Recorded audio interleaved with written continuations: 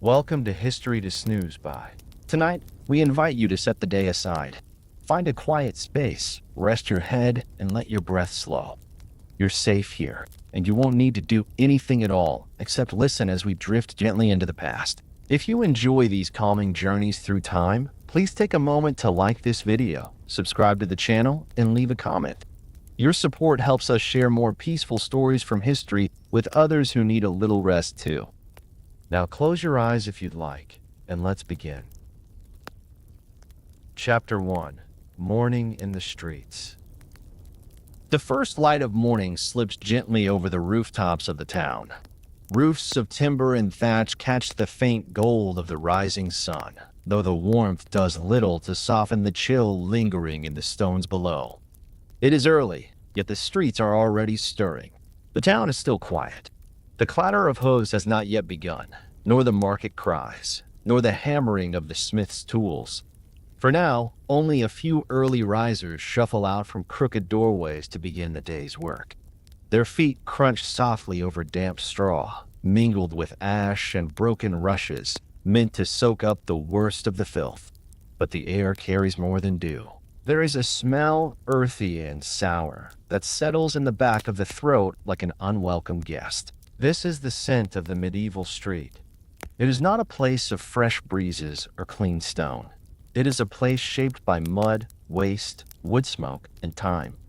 The road beneath one's feet is no more than packed earth, rutted by cartwheels and softened by rain.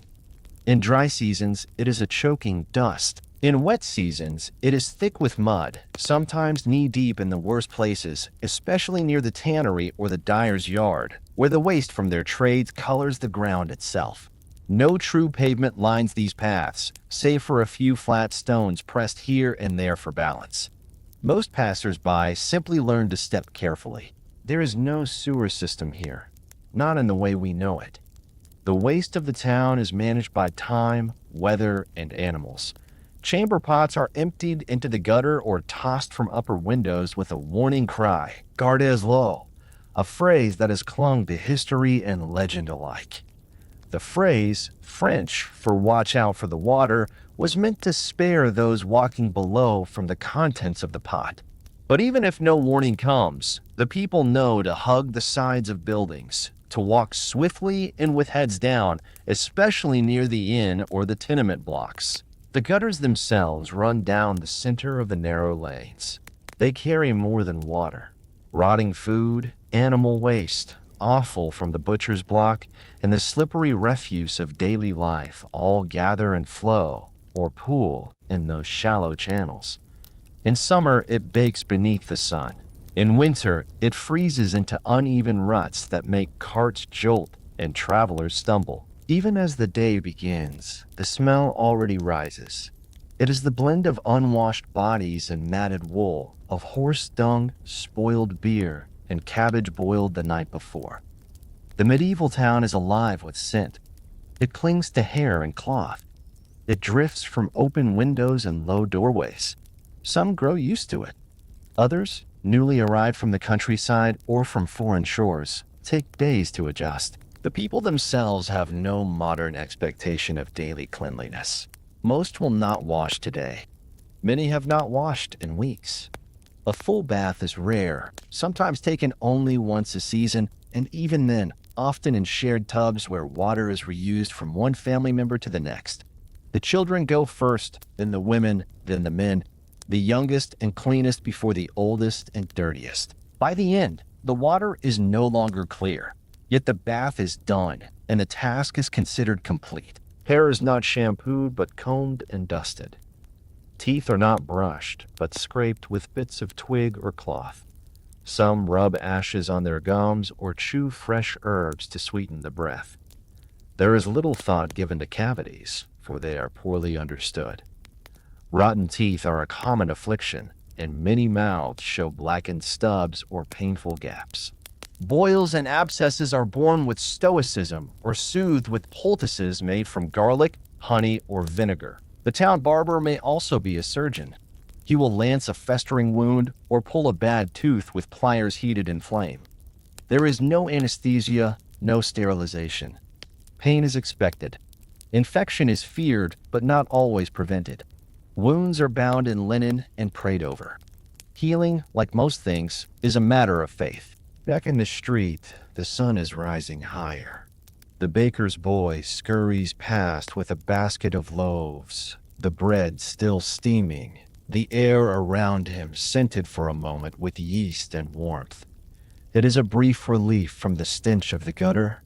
Children with tangled hair and smudged cheeks crouch in doorways, watching the morning unfold. Some chase rats for sport or coins. Others poke at refuse with sticks or carry jugs to the well. The town's well is a gathering place. Here, women draw water for cooking and washing. Yet the water is not always clean. Rain seeps through the refuse of the streets, and many wells are dug too shallow, too close to where waste is dumped. Disease spreads easily, though its source remains a mystery. People speak of bad air or divine punishment, not bacteria. They hold herbs beneath their noses or burn incense in their homes to chase away the ill humors. In monasteries, water may be boiled before it is used, but in common households, it is not. Animals roam freely in the street. Pigs root through heaps of offal, their snouts crusted with grime. Dogs fight over bones. Chickens peck at insects near the butcher's stall. There is no clear division between the lives of people and the lives of beasts. All share the same alleys, the same waste, the same breath. At the town's edge, the privies stand, wooden huts above shallow pits, sometimes shielded by planks or reeds.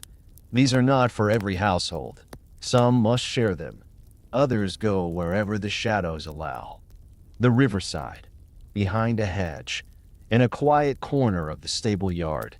These are not acts of shame, but necessity. The notion of privacy as we know it does not yet exist. Modesty takes other forms. There are laws, of course.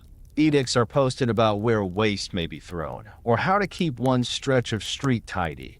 But enforcement is uneven. Much depends on the season, the mood of the town guard, and the wealth of the neighborhood. Near the merchant quarter, streets may be swept more often, though even then, the filth returns with the next rain. In poorer districts, the smell never truly fades. Despite all this, the people endure. Their senses are tuned to this world. What seems intolerable to modern minds is simply ordinary here. The smell of a tannery is unpleasant, yes, but necessary. The itch of lice is annoying, but managed. Fleas are a fact of life, and smallpox scars are familiar. Beauty is judged not by cleanliness, but by clothing, by posture, by health and fortune. Some attempt to rise above it. Wealthy households may have servants to carry waste farther from the home. Their garments are aired more often, their linen changed. Scented waters are kept in small bottles, rose, lavender, mint, and dabbed at the temples or wrists. Yet even in manners, there is no true separation from the dirt of the world outside. The wind carries smells into every window. The servants move between chambers and kitchens and stables. Filth follows, silent and unnoticed. The church offers another form of cleansing, spiritual rather than physical.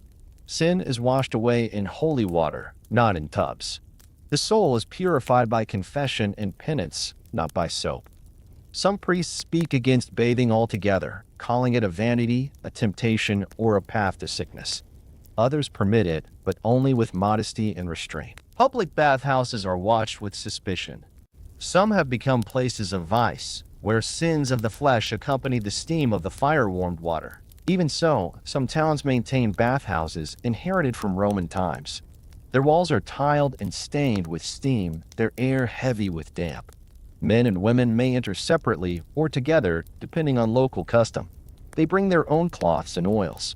They scrape the skin with blunt blades, rinse with buckets, and rest on benches of warm stone.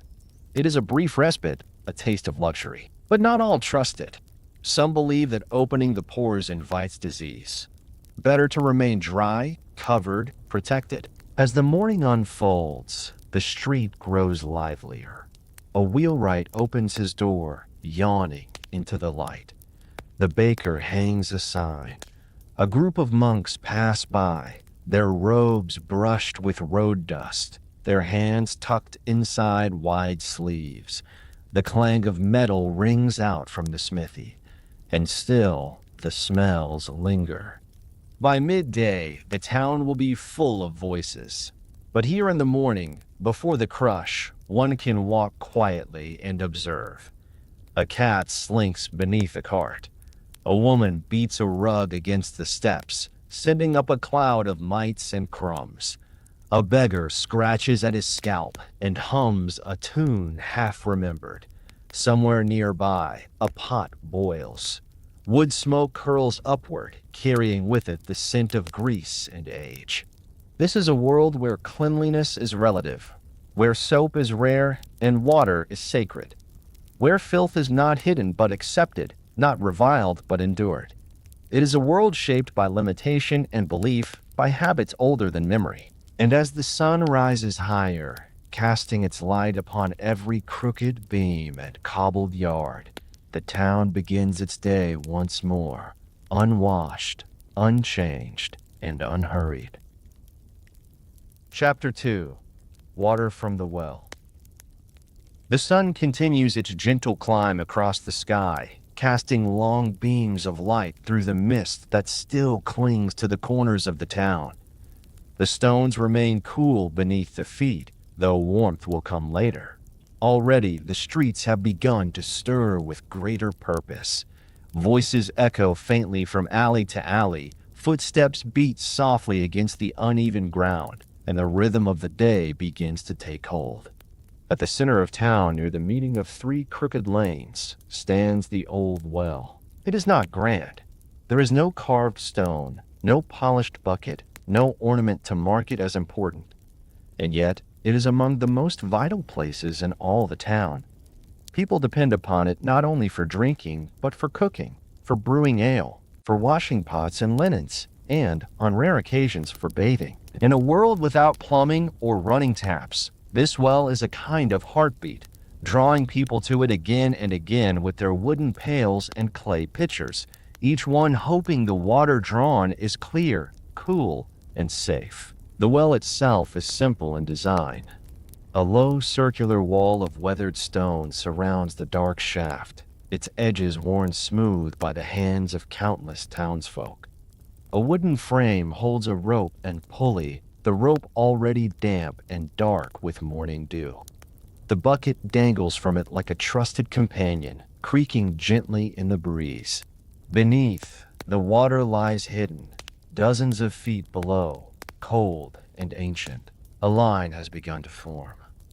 Women mostly, with shawls pulled tight across their shoulders and baskets hung from their arms. Some bring children, half asleep and clutching scraps of cloth for comfort. Others come alone, already focused on the long day ahead. They speak in low voices, exchanging the news of the street, nodding toward familiar faces, and glancing skyward to read the weather. There is no schedule here, no formal guard to oversee the well. But the town observes its own kind of order. Those who live nearby tend to arrive first. Those from the outer edges come later. There are other wells, to be sure, scattered throughout the town and in the fields beyond, but this one, this central, worn, and trusted well, has long been a favorite. Still, not all water is equal. Though the well appears clean, though the surface water drawn may sparkle in the sun, hidden dangers dwell within. The people of the Middle Ages do not know the names of bacteria or parasites. They cannot see the invisible world that lurks in the water drawn from too near the privies or from where chamber pots are emptied day after day. They do not speak of waterborne disease in scientific terms. Instead, they talk of foul airs, of corrupted humors, of divine displeasure. Illness, when it comes, is rarely blamed on the water. It is blamed on sin or the stars or the changing of the wind. A child may fall ill after drinking from the well, their fever rising in the night. The mother may pray, burn a taper, or sprinkle herbs on the bed. Rarely will the water be questioned. The poorest quarters of town are often the most afflicted. There, wells may be dug too shallow or too near refuse heaps. Waste seeps into the soil, especially after rains. Rats gather near the rim. Insects skim the surface. Still, the people come, for they have no choice. The richer households may employ rain barrels, gathering water from rooftops through sloped wooden gutters. But even these become fouled with bird droppings, dust, and mold. Without boiling, an uncommon practice outside of monasteries and apothecaries, the water is only as clean as the path it traveled. Sometimes, instead of drinking it plain, townsfolk turn their water into ale or weak beer. It is a practice born of necessity as much as taste. The brewing process, though not fully understood, renders the liquid safer. Boiling, fermentation, and the use of herbs like hops help kill or suppress harmful organisms. Even children drink it. Not strong ale, but small beer, low in alcohol and consumed daily. It becomes part of the rhythm of life, a quiet shield against sickness. Back at the well, the pulley groans softly as a woman hauls her bucket upward, the rope slipping through her fingers, wet and rough. The bucket emerges from the dark shaft glistening with droplets, the surface of the water trembling with the motion. She pours it carefully into her own wooden pail and steps aside for the next in line. The process repeats again and again, a ritual older than memory. Nearby, an older man kneels beside a wash basin, scrubbing the inside of a cracked clay pot. The water he uses is already clouded with soap root and ash, but he presses on. The pot will be clean enough for stew by evening. Across the square, two young boys take turns splashing their faces with cupped hands, giggling at the cold shock and shaking their dripping fingers toward each other in jest. Their hair is thick and uncombed, their sleeves stained with last night's supper. Occasionally, the well must be cleaned, a dangerous and difficult task. Someone, usually a younger man with a strong back and good footing, is lowered into the shaft on a rope, bucket in hand. He will scoop out silt, fallen leaves, and any creatures unfortunate enough to have slipped inside. Sometimes the remains of rats are found, or birds, or worse. The task is performed with reverence and care, for the well is more than stone and water. It is the lifeline of the town. In the countryside, far from the busy streets, water is drawn from springs or brooks. There, the stream may run cleaner, shielded by trees and cooled by shadow. But even those waters can betray their drinkers. Dead animals upstream, manure runoff from fields, the simple act of washing clothes too near the source, each can poison what once seemed pure. In monasteries and larger manors, there is sometimes a cistern, collecting water for specific use. Monks, in particular, keep careful routines. They draw water not only for drinking, but for ritual hand washing, for brewing, for cleaning tools used in the scriptoria. Some even heat the water in great cauldrons to soften wool, steep herbs, or prepare ointments. In such places, cleanliness of a certain kind is observed with greater care. But even then, disease may slip in quietly. The concept of filtering water does not exist as it does now. Sand and charcoal, ceramic sieves, and woven cloth are rare and precious, if known at all. Instead, the town trusts in appearance and smell. If the water is clear and does not stink, it is judged to be good. If it tastes odd, it may be flavored with herbs or diluted with wine. Sometimes a sprig of mint or sage is dropped into the pitcher, not just for taste, but to keep insects from gathering. Washing one's body is a different matter. A full bath requires great effort. Water must be fetched, heated over fire, poured into tubs of wood or metal. Soap is rare and costly. More often, ash is mixed with fat to create a crude cleanser. In many households, water is reserved for the most necessary tasks: cooking, tending the sick, wiping down tables or benches. Bathing is postponed. Dirt becomes a part of the skin, a second layer accepted as normal. There are small acts of washing, though. A woman may rinse her hands before kneading dough. A father may splash water on his child's face before sending them off to gather firewood. A priest may sprinkle holy water upon the faithful during Mass. In these small gestures, water retains a quiet power, symbolic, necessary, and always close to the edge of scarcity. Sometimes, in dry summers or harsh winters, The well runs low. The rope reaches deeper and deeper, the bucket scraping against the stone as it descends. When the water grows cloudy or the yield slow, whispers begin. Is the well cursed? Is it being overused? Were prayers not said properly? In some places, charms are cast into the water or wreaths laid nearby. The line between superstition and devotion is thin. Even today, one might find such signs. A ribbon tied to a well post, a sprig of hawthorn set on the rim. These gestures speak of hope, of memory, of the need for water to remain faithful. By late morning, the queue at the well begins to shrink. The women return to their homes, balancing pails against their hips, their sleeves damp with splashes. The square grows quieter again, save for the cawing of crows and the murmur of the wind.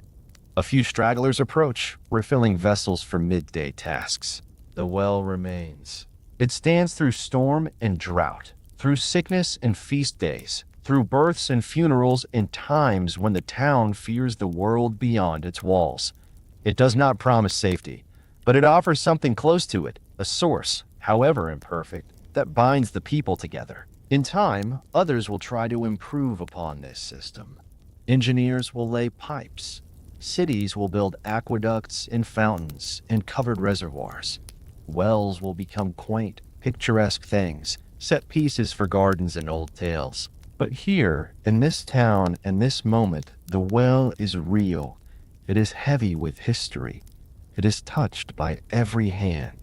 It is drawn from each day not with certainty, but with necessity. And as the sun climbs higher and the heat begins to wake the stink of the streets, the cool weight of the well water in one's hands offers the smallest comfort, a moment of relief in a world not yet washed clean. Chapter 3. The Chamber Pot Ritual. The world is fully awake now. Horses clop steadily over cobblestones. Market stalls begin to rattle open, canvas awnings unfurled like wings. Fires are stoked again, and the smell of smoke returns, mingled with the heat of bodies, the scent of yeast, and cured hides. Yet even with the movement of the day well underway, the remnants of the night still linger, quiet, unspoken, waiting to be carried away. Behind closed doors and drawn shutters, an ancient ritual unfolds. It is not loud, nor often spoken of. It does not carry the pride of prayer or the comfort of baking. Yet it is known in every household, from the stables to the manor halls. It is the simple, necessary task of emptying the chamber pot. There is one in nearly every home. Sometimes two, depending on the number of occupants or the size of the building. They are not elaborate things. Most are made from coarse pottery or tin, though wealthier households might possess one of polished brass or enamel. Their shape is wide and low, designed for balance rather than beauty, with a simple curved lip and a handle for lifting. At night, the chamber pot waits beneath the bed or beside it, nestled into the shadowy corners of the room. In winter, when the winds whistle through the shutters and the floorboards creak with frost, few dare to venture out to the privy in the yard. The pot offers an alternative, a quiet compromise between dignity and need. In households with many occupants, there is no ceremony. The pot is used, covered with a cloth or wooden lid, and left for morning. There is little privacy in these dwellings. Families sleep together in shared rooms, often on pallets laid side by side. Curtains, if present at all, are thin and intended more for warmth than modesty. The sound of the pot being moved in the night is as familiar as a cough or the rustle of straw. It is simply part of life. In the morning, someone must carry it out. It is usually the woman of the house, or the eldest daughter, or a servant if the family can afford one. The pot is lifted with care, tilted slightly to test its weight. A cloth may be draped over it to hide its contents, though the smell cannot be hidden so easily. It rises in gentle waves, earthy, sharp, and human. Not overpowering, but ever-present. A smell that clings to the skin, that floats in the air of stairwells and alleyways. In crowded tenements where several families share a single room or floor, the chamber pot may be shared as well. In the poorest quarters of the town, one pot might serve a dozen. In the upper rooms of a busy inn, the pots are gathered by the keeper or his sons, emptied from a rear balcony or staircase, sometimes without much warning. There are laws in some towns about where and when chamber pots may be emptied. Edicts posted by the bailiff or the town warden decree that waste must be taken to the street gutter at dawn, never thrown from above without first calling out. Yet, not all obey. In the tangle of narrow lanes, a sleepy hand may lift the sash and tip the pot outward. The liquid falls in a wet arc, splashing against the stone or the refuse below. It is a familiar sound, met with a glance upward or a muttered word, and then forgotten. Others take greater care. They carry the pot to the yard behind the house, where a pit has been dug and lined with ash. These are the lucky ones. In many places, there is no yard, no pit, only the street and its shallow gutter. There, waste joins the stream of slop and rainwater, inching its way through the town. The term night soil is sometimes used by those who collect it. In larger towns, there may be men paid to do so. They pass through in the early hours with carts and buckets, their hands calloused, their boots thick with grime. They gather the waste and take it to the edge of the town to be dumped or buried or sometimes sold to farmers as fertilizer. It is not clean work, but it is honest and it is needed. In monastic settings, chamber pots are used as well. The monks follow routines of silence, but even silence must bend to the body's rhythms. They rise in the darkness for matins and return quietly to their cells where the pot rests beneath a stool or hidden in a corner. It is emptied after prime, rinsed with water drawn from the cloister fountain, and left to dry in the sun. The smell is never far from daily life. It seeps into the wood of bed frames, into the rushes scattered across the floor, into the heavy curtains drawn around a sickbed. In cities, the scent of human waste mingles with that of horse dung, of dying fires, of meat left too long on the hook. It is part of the air itself. And yet, for the people of the time, it is not seen as filth in the same way we might think of it. It is not taboo. It is not shameful.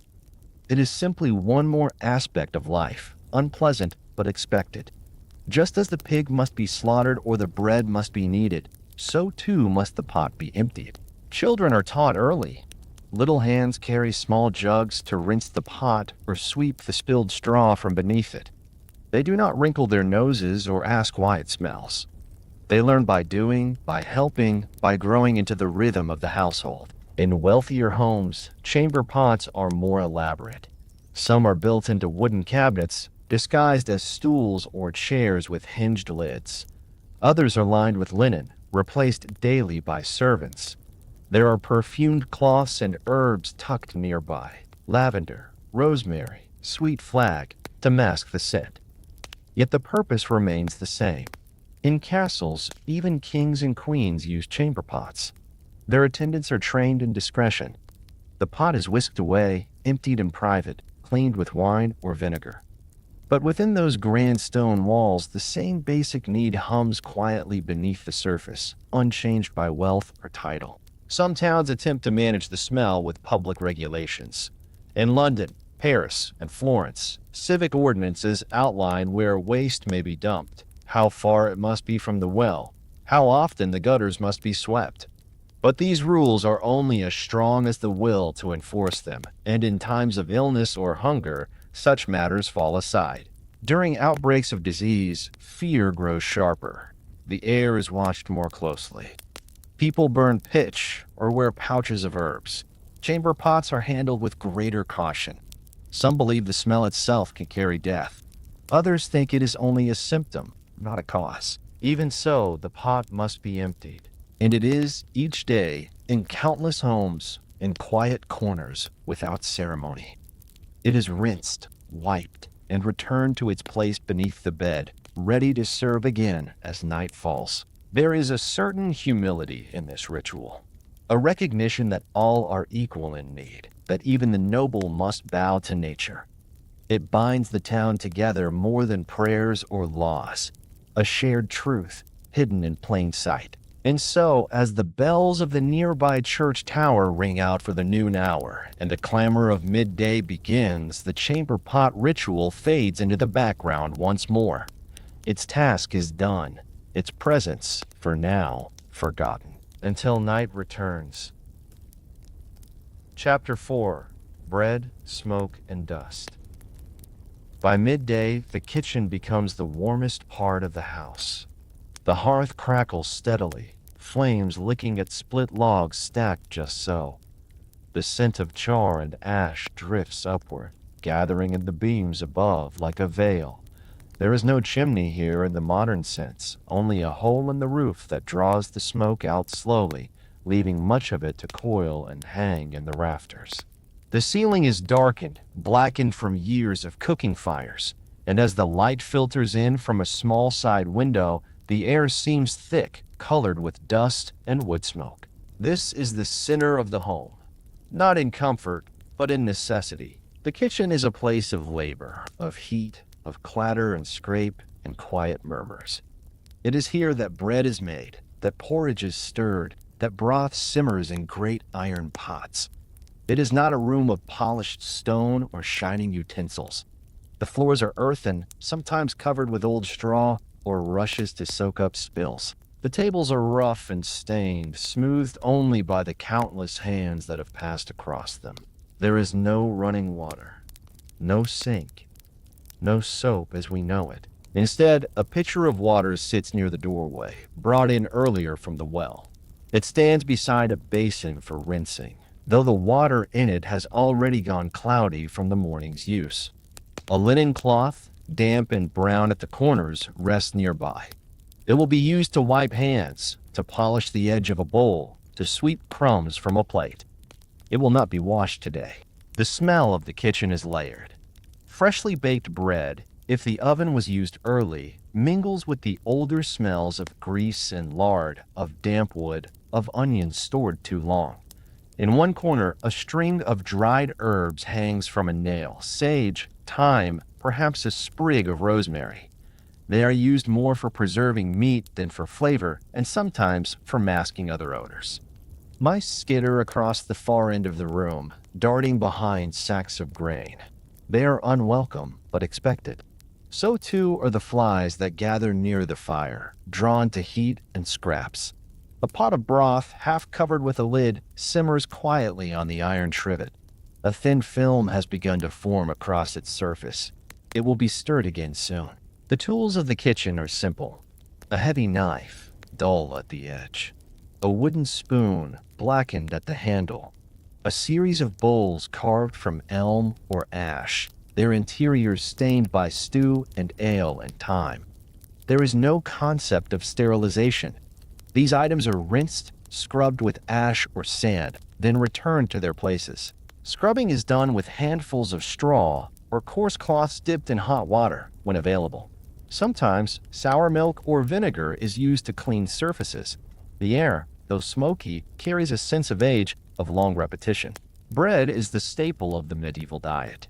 It is baked in large rounds, sometimes dark and coarse, sometimes lighter if finer flour can be afforded. The loaves are stored on wooden shelves, often covered with cloth to keep insects away. Still, dust settles on everything. The flour itself may be mixed with bits of husk, with fragments of stone from the millstone. The taste is rough. It grinds against the teeth.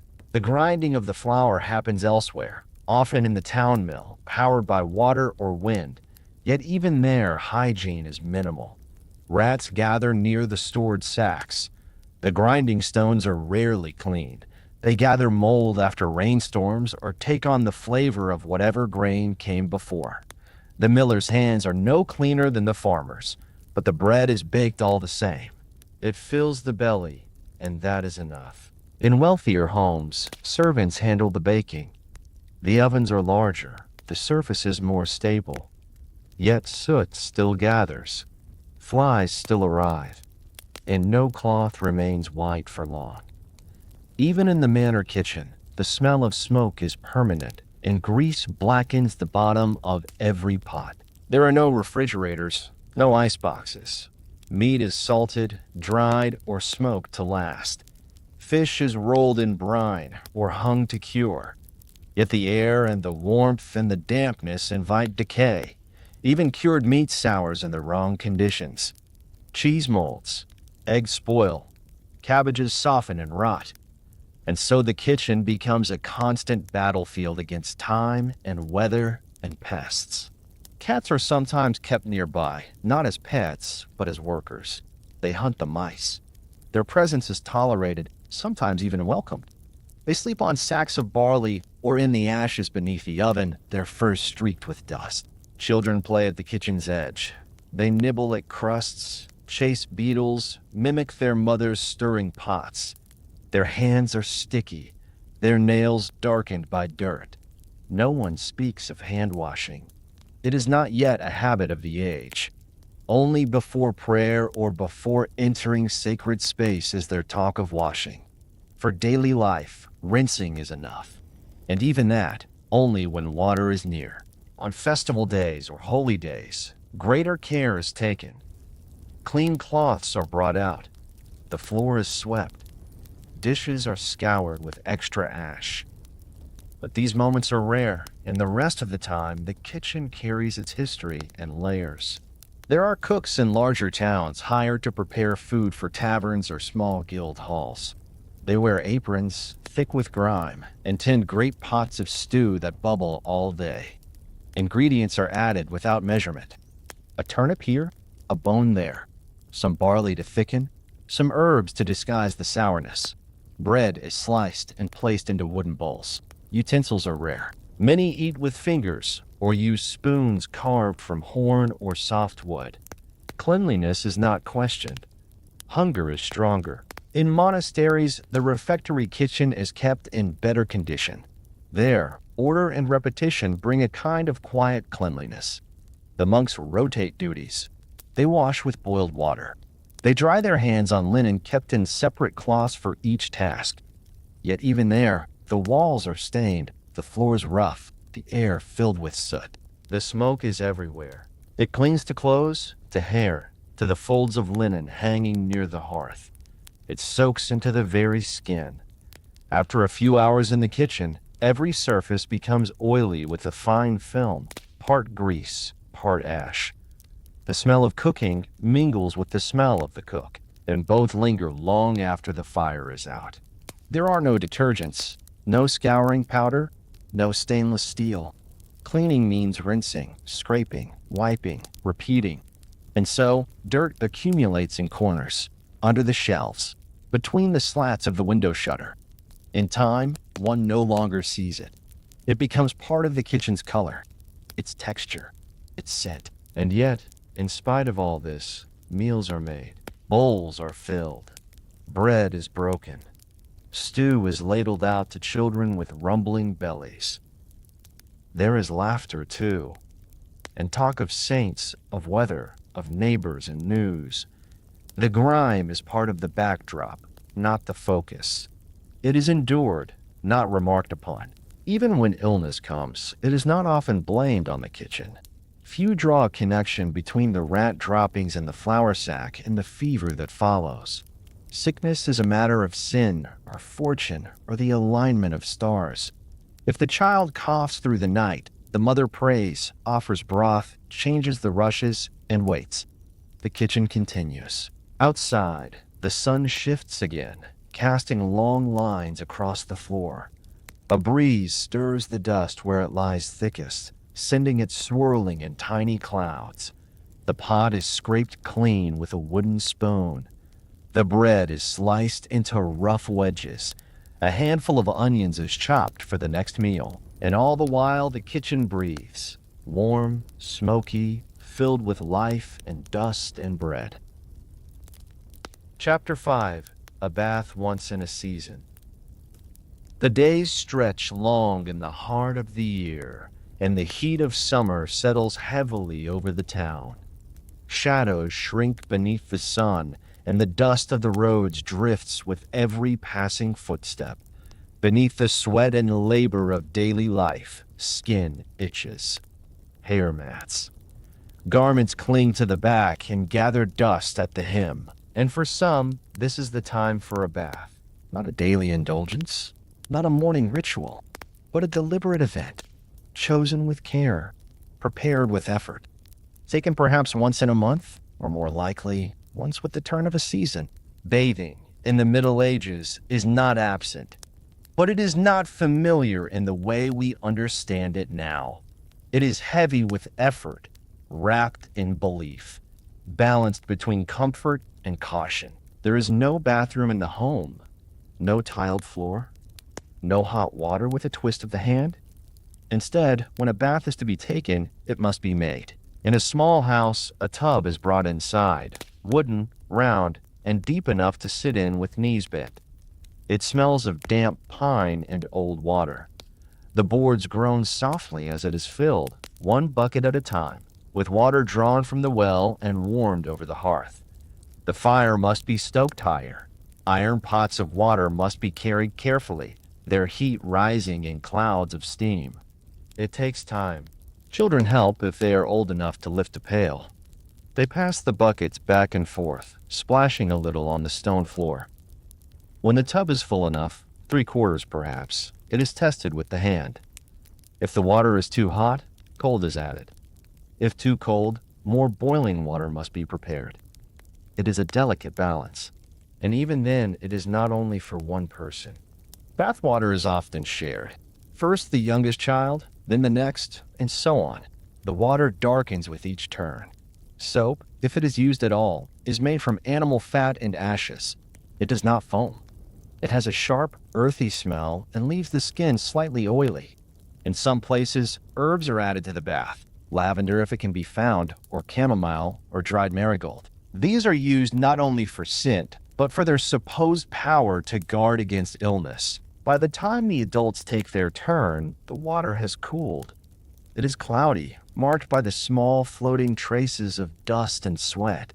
Yet it is still welcome. To lower the body into warm water, to feel the dirt soften and slip away, is a quiet pleasure. The skin tingles, muscles loosen. The sound of water shifting gently in the tub brings calm. Fingers trace the edge of the wood. Eyes close. There is no hurry, for the moment is rare. But not everyone feels safe in the bath. There are those who believe that to bathe is to weaken the body. To open the pores is to invite sickness. That steam carries danger. That clean skin draws in bad air.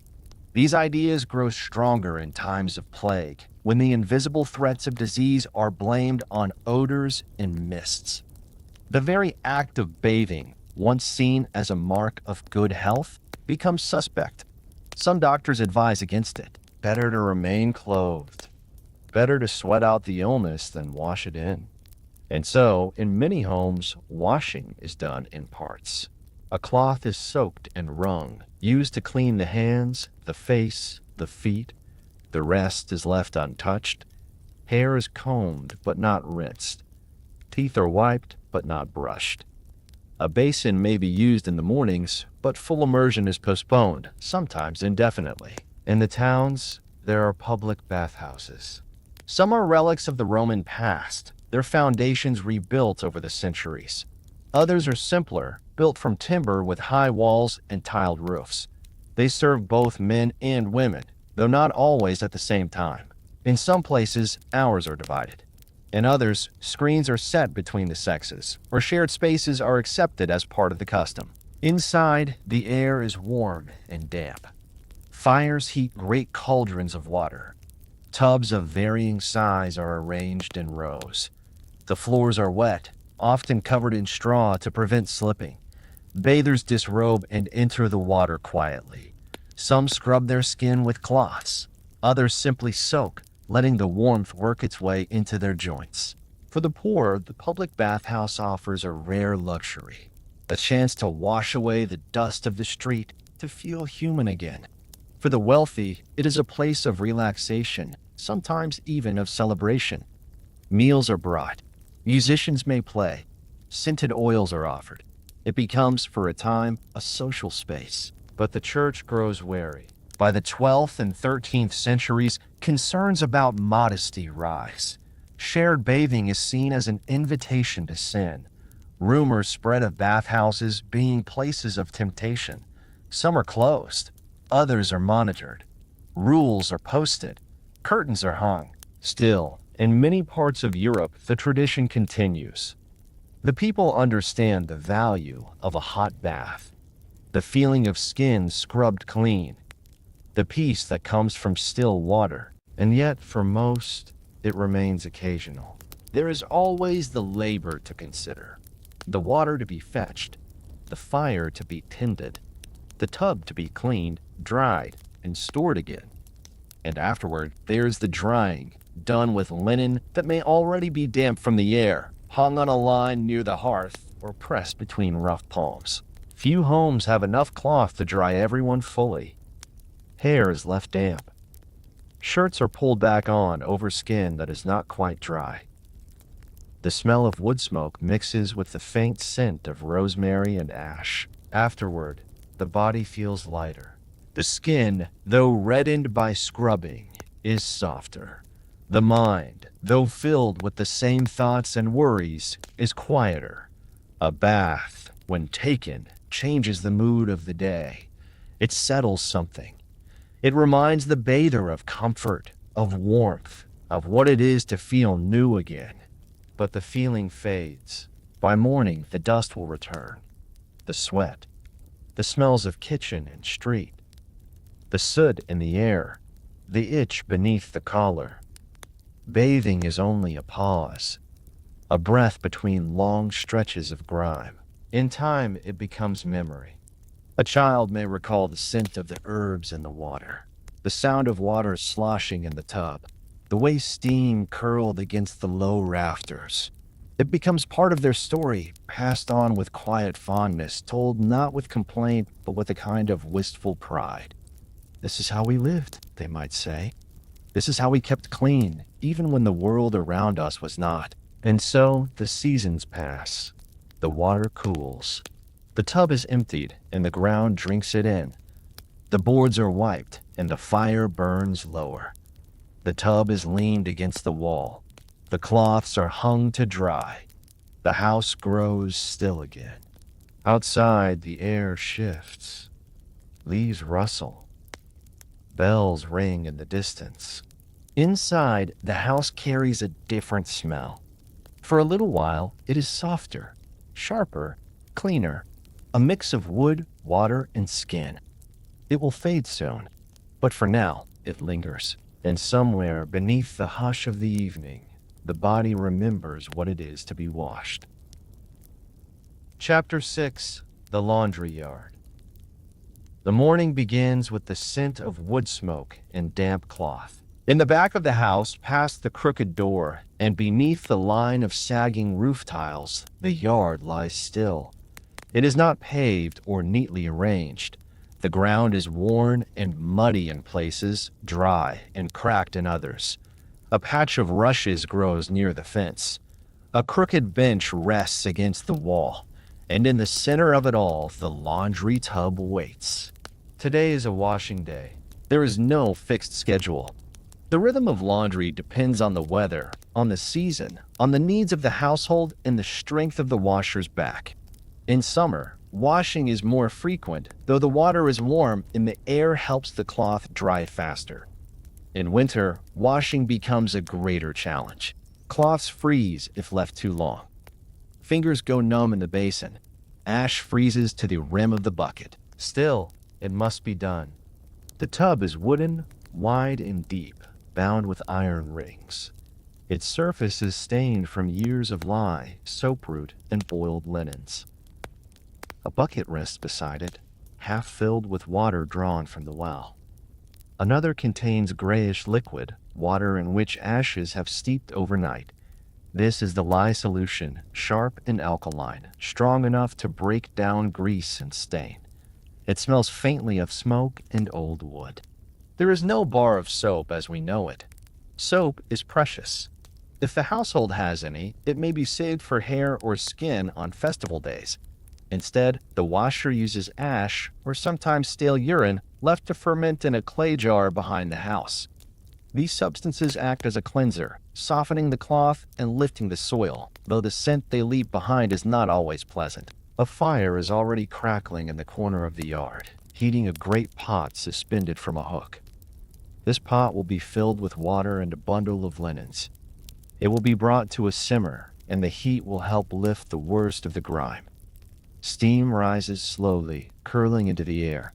The scent is thick and earthy, a blend of old cloth and charred wood. The garments waiting to be washed lie in a heap nearby, mostly undergarments, chemises, stockings, and the household linens, sheets, towels, kerchiefs. Outer garments are not washed often. Woolen cloaks, tunics, and hosen are brushed or beaten to remove dust and pests. They are hung in the sun, aired for a day, then returned to their place. Water would shrink the wool, warp the stitching, and fade the dye, so they are left alone. It is the linens that bear the burden of cleanliness. The washerwoman dips a cloth into the basin, soaks it thoroughly, then lifts it and twists the water free. Her hands are strong, roughened by years of lie and cold mornings. She scrubs the cloth against itself, working the fibers together, then plunges it again. There is a rhythm to it, like breathing, like prayer. She hums softly. In many towns and villages, laundry is a shared task. At the river's edge, women gather with their baskets and buckets, kneeling in the shallows, beating the cloth against smooth stones or wooden paddles. They laugh. They trade stories. They share news of the town. The sound of cloth slapping water echoes down the bank, a music of its own. In cities, where rivers may be fouled or distant, people wash at communal fountains or in private yards if they are fortunate enough to have one. Washerwomen sometimes travel door to door, offering their services for a fee. They carry the soiled linens to a common washing place, then return them clean and damp, folded in bundles tied with twine. Their arms are strong, their work uncelebrated. The laundry yard is not a pristine place. The earth is trampled. The tubs are stained. Cloths dry on lines stretched between trees or poles, sagging under the weight of the wet fabric. The air carries a mix of steam, ash, and old cloth. The scent of fermenting urine sometimes lingers nearby. It is not beautiful, but it is purposeful. Children sometimes help. They carry smaller buckets. They wring out rags. They hang linens on the line, using wooden pegs carved by their fathers or gathered from neighbors. They laugh, splash one another, tip buckets when no one is watching. And in this way, they learn. The clothes take hours to dry. In summer, the sun helps. It bakes the cloth, bleaches it gently, and lifts the worst of the odors. In winter, drying takes longer. Sheets stiffen in the cold. Garments must be hung indoors near the hearth, steaming quietly in the smoky air. Even when dry, a musty smell often lingers. To store clean laundry, cloths are folded and placed in wooden chests. Herbs are scattered among them, lavender, if available, or bay leaves or mint to ward off moths. The chests themselves smell of old wood and wax. They are opened only when needed, the clean cloth lifted with care, used again, and slowly drawn back toward the cycle of soil and cleansing. In monasteries and noble houses, the laundry is done more frequently. Servants perform the task in large courtyards. Linen is boiled in vats, then rinsed several times before being dried and pressed. Hot stones are used to flatten creases. Flat paddles help beat the cloth smooth. In some cases, chalk or fuller's earth is used to whiten it. But even here, the process is laborious, and the smell of the yard is no sweeter than anywhere else. Soap, when it can be made, is a small miracle. Rendered from tallow and lye, it takes time and precision. The resulting block is hard, yellowish, and caustic. It stings small cuts and dries the skin, but it cleans. And where it is used, it is treasured. There is pride in clean linens. A fresh chemise, a smooth kerchief, a sheet aired in the sun and laid carefully over straw bedding. These are small comforts, silent proofs of care. They soften sleep. They soothe the skin. They give a sense, however brief, of dignity. But the dirt always returns. Dust settles with each step. Sweat gathers with each task. The smoke of the hearth clings to every sleeve. By the end of the day, the collar is already stained. The cuffs are gray. And the next washing is marked on the mind, not the calendar. And so the laundry yard remains. A place of rhythm, of repetition, of cloth soaked, scrubbed, wrung, and hung. It is not romantic, but it is real. It is a space shaped by hands, by steam, by the slow dance of cleanliness pursued and never quite caught. As the sun begins to lower, shadows stretch across the yard. The last cloths are lifted from the line, folded stiff and dry. The basin is emptied. The fire is allowed to burn down, and the tub is tipped on its side, dripping slowly into the soil. The yard falls quiet, and the house for now is wrapped in the faint scent of soap-root and ash. A rare stillness, a breath of clean, however brief, until the cycle begins again. Chapter 7.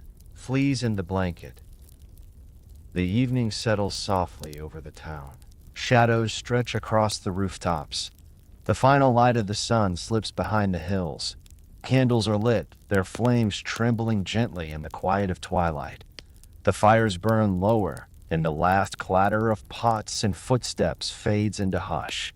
A kind of stillness returns. Not silence, but the ordinary hush of a town growing tired. Within the small houses, beds are prepared. They are not beds in the modern sense. There are no polished frames, no box springs, no cotton sheets crisp from the wash. Most are pallets, low frames of wood, or straw-filled mattresses laid directly on the floor. The stuffing inside may be straw or dry leaves or moss gathered from the woods. Some beds are made from sacks filled with rags or wool clippings. The coverings are woolen blankets, coarse and warm, or layers of linen if the family can afford it. In colder regions, animal skins are laid over the bedding. Sheepskins, sometimes deerskin, even bearskin if such luck has been had. These bring warmth, but also weight. The smell of the animal remains, faint and earthy, and the edges of the hides curl with age. The beds are shared. A husband and wife, or children pile beside one another for warmth. In poorer homes, the entire family sleeps in one room. The baby cradled near the fire, the grandmother wrapped in extra layers in the corner. There is no privacy and little space, but there is comfort in closeness, in breath and body heat. The blankets are shaken out before sleep, though not with much hope. For all their efforts, the people know what lives in the folds. Fleas, they are not seen at first, but they are felt. A prickle, a sudden itch, a quick bite and the urge to scratch. They live in the seams of the bedding, in the fibers of the wool, in the straw that rustles softly as one shifts in the night. They are nearly impossible to avoid. Lice, too, are constant companions. They live in the hair, in the folds of undergarments, in the seams of collars and cuffs. Children scratch their scalps without comment. Mothers pick through the strands with combs made of bone or wood, carefully crushing the knits between their fingernails. The presence of these creatures is not seen as a personal failure. It is a fact of life. The cleanest home, the softest bed, the most careful hands all must contend with them. Soap is not strong enough. Boiling is too rare, and so they stay. Bed bugs dwell in the cracks of wooden bed frames. They emerge at night, drawn by warmth and breath.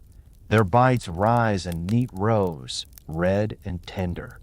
In some households, the bed is pulled away from the wall to slow their path. Ash is scattered in a circle around the legs of the bed as a barrier. It helps, sometimes, but never completely. To sleep in the Middle Ages is to share the bed not only with family, but with the unseen. People try to fight back. Blankets are hung in the sun, shaken over the garden wall, brushed with dried herbs, pennyroyal, rue, wormwood. These are said to repel insects. The scent is strong, bitter on the nose. Mattresses are lifted, beaten with sticks, the dust rising in pale clouds. Sheets are rinsed in boiling water when possible, though the effort is great. Some sprinkle fine sand between the sheets, believing it will scratch and disturb the pests.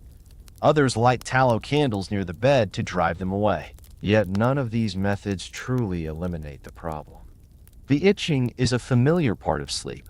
So too is waking with small welts on the skin, the urge to scratch in the night, the low murmurs shared between spouses or siblings in the dark. "I felt something," one might whisper. "Only the usual," comes the reply, and sleep continues. Some wrap their legs in strips of cloth, hoping to shield the most sensitive skin. Others sleep in long shirts tucked into stockings, creating fewer gaps for fleas to reach. In the summer, when the air is hot and the sweat pools at the back of the neck, the bugs are worst. They multiply quickly. The straw beds grow musty. The animals bring in more. The nights grow restless. In winter, the cold slows them. The bugs hide deeper in the thatch, in the seams, waiting for warmth to return.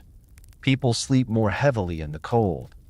The thick blankets trap both body heat and creatures within.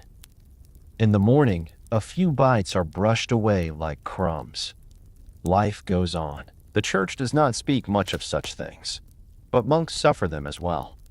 In the silence of the dormitory, the rustle of straw and the occasional slap of a hand against skin are familiar. Some monastic texts mention bedbugs and lice, offering prayers for relief, but most simply accept them as part of earthly suffering. In grander houses, there is more linen, more chances to wash, to air the bedding, to sew fresh seams. Servants tend to the beds, changing the rushes on the floor, hanging blankets out on lines.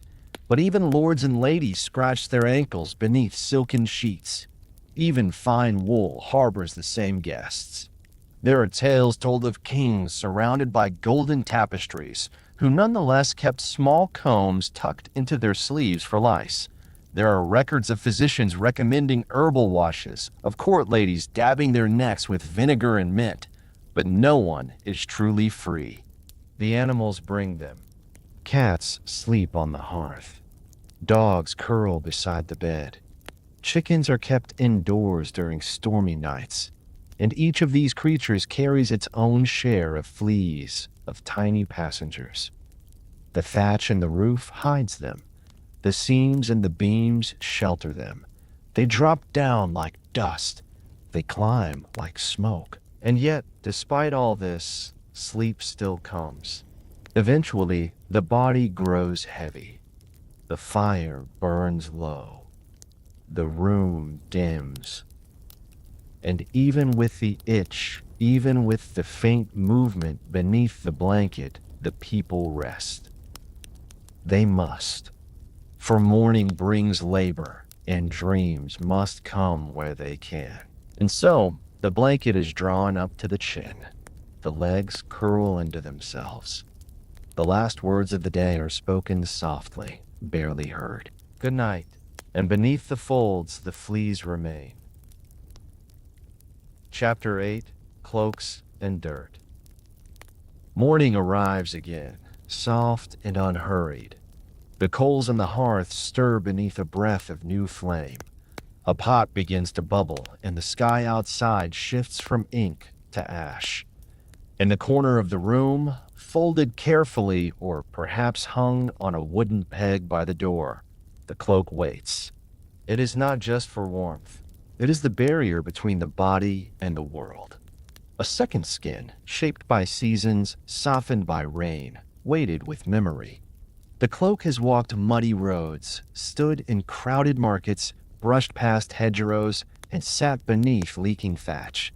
It has known the shape of every season and carried every scent a town can offer. It is heavy, worn, and almost never washed. Made most often of wool, woven thick and tight, cloaks are valued for their resilience. The wool resists rain for a time, and even when soaked, holds warmth close. The fabric itches a little, especially near the neck, But that too is something one grows used to. The cloak absorbs everything. Smoke from the hearth, grease from the hands, bits of hay and straw, the soft powder of road dust. Ash from the fire settles on the shoulders. Sweat gathers near the collar. And in time, the cloak begins to smell, not sharply, but deeply. A slow layering of scent that seeps into the threads. Few people notice anymore. This is simply how cloaks are. They are not expected to be clean. They are expected to endure. Washing wool is difficult. If the water is too hot or the soap too strong, the fibers shrink. The fabric stiffens. The shape warps. So most do not risk it. Instead, cloaks are hung in the wind when they can be. Beaten with sticks to shake out the dust. Brushed with handfuls of straw. Left in the sun, if there's time and space. A brisk breeze can freshen it a little, carrying away the worst of the smoke. But the dirt remains. And with it, the weight. A well-used cloak carries the marks of labor. The hem is frayed, darkened by mud. The edges are singed from standing too near the fire. A patch has been sewn across one shoulder where the wool thinned. The fastenings are simple, a bone button, a leather tie, sometimes just a brooch if the family is fortunate. Everyone wears one. Children have smaller cloaks, often passed down from older siblings. They trip on the corners until they grow into them. Farmers wear theirs year-round, even in summer, pushed back over one shoulder, ready to be pulled forward when wind or rain returns. Traveling merchants wear them layered with hoods, the outer edges stiff with old road grime. Even priests and scholars wear long mantles, heavy with dust from cloisters and chapels. In winter, the cloak becomes a blanket. At night, it is pulled over sleeping bodies on the floor. During long rides or walks through snow, it wraps around every layer, keeping warmth trapped inside. The scent of smoke and wool becomes a part of the wearer, indistinguishable from the person beneath it. And with warmth comes discomfort. Lice and fleas find shelter in the seams. The warmth of the body and the softness of the wool make perfect homes. People scratch at their shoulders. They adjust the neckline. They pluck small movements from beneath the collar and shake them away. There is no true escape, only habit, only endurance.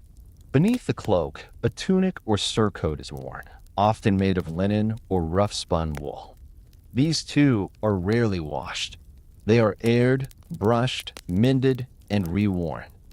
The body beneath may be dirty, but if the outer garments look tidy, if the fastenings are neat and the hem straight, that is enough. Stains tell stories.